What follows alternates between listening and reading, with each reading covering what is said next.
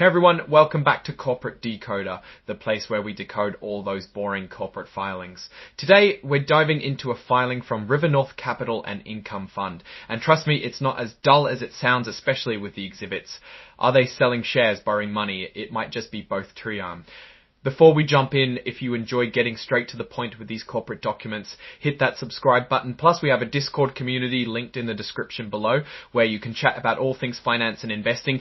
Scroll is filed with the Securities and Exchange Commission, Q 2025 scroll to this document.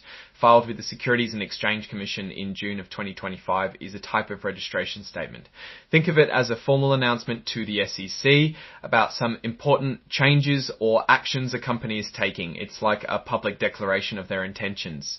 This is an amendment to a previous filing, meaning they're updating something they already told the SEC about some important changes or actions a company is taking. It's like a public declaration of their intentions. This is an amendment to a previous filing, meaning they're updating something they already told the SEC about. The company we're looking at today is RiverNorth Capital and Income Fund, Inc. They're located in West Palm Beach, Florida. It's a registered closed-end fund. That means it's like a mutual fund, but with a fixed number of shares. And it's traded on the stock exchange like a regular stock. They also operate as an interval fund, which means they periodically offer to buy back shares from investors. This can provide some liquidity, meaning investors have some chances to get their money back. The document indicates this is a post-effective amendment filed because of Rule 462.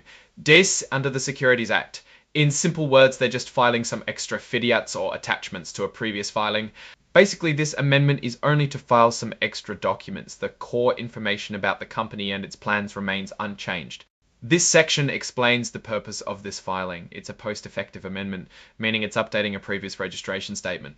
This particular amendment is being filed to include some exhibits or attachments, specifically exhibits D are achantins, specifically exhibits D1, D2, K, and L3.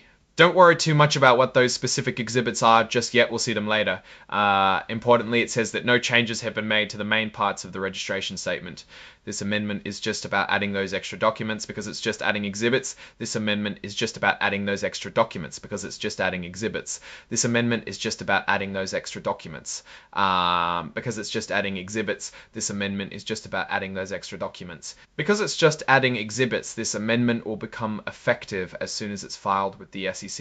This section lists all the financial statements and exhibits that are part of the registration statement. These exhibits are contracts, legal opinions, and other important documents that provide more detail about the company's operations and finances.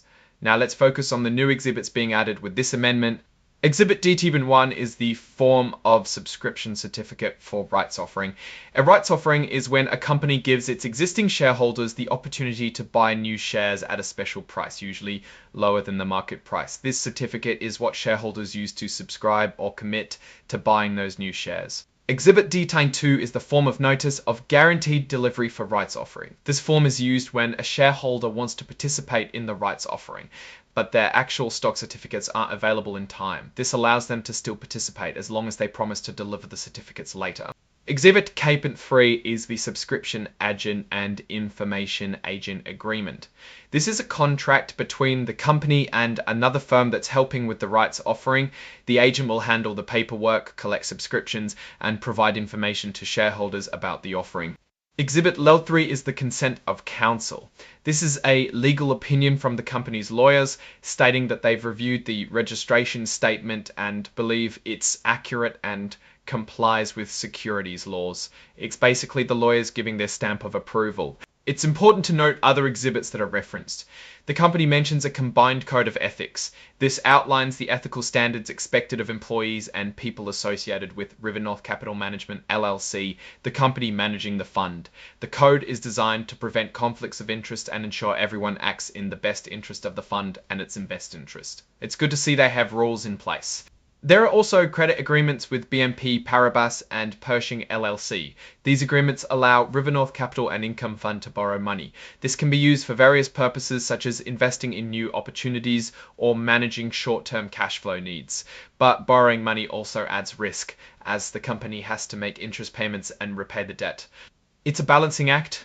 We see several agreements with other funds such as Franklin, BlackRock, Nuveen, Voya, Clough, Invesco, and Virtus. These agreements relate to what's called fund of funds investments and are subject to a specific SEC rule. Basically, RiverNorth invests in other investment funds, and these agreements lay out the terms and conditions of those investments.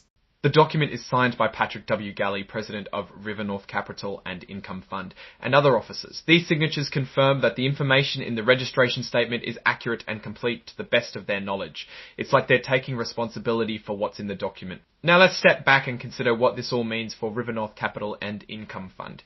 This filing is primarily about adding exhibits related to a rights offering.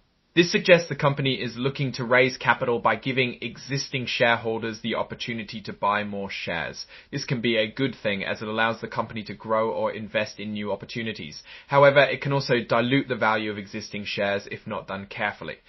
Looking at the exhibits, it seems like RiverNorth has a well-defined process for the rights offering with agreements in place for subscription and information agents. The legal opinion from their counsel provides some assurance that the offering is compliant with regulations. One thing to keep an eye on is the company's debt levels, given the credit agreements they have in place. While borrowing can be useful, too much debt can create financial risk.